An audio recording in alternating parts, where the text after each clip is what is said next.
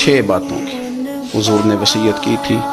سب سے پہلے حضور نے فرمایا تھا ابو ذر مسکینوں سے محبت کرتے رہنا۔ دوسرا نبی پاک صلی اللہ علیہ وسلم نے فرمایا تھا جب بھی دیکھنا نیچے والوں کو دیکھنا، اوپر والوں کو نہ دیکھنا، مالداروں جاگیرداروں پہ توجہ نہ کرنا، ذہن خراب ہوگا، نیچے دیکھنا، غریبوں کی طرف توجہ رکھنا۔ تیسرے نمبر پر نبی پاک صلی اللہ علیہ وسلم نے فرمایا تھا ہر حال میں حق بات کہنا اگرچہ وہ کڑوی ہو۔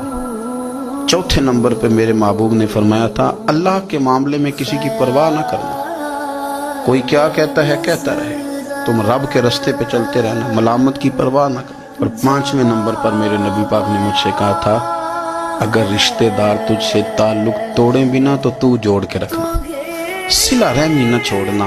اور 6 نمبر پر حضور نے فرمایا تھا اللہ کے عرش کے خزانوں میں سے خزانہ ہے لا حول ولا قوت الا باللہ العلی العظیم۔ حضور نے فرمایا اسے پڑھتے رہنا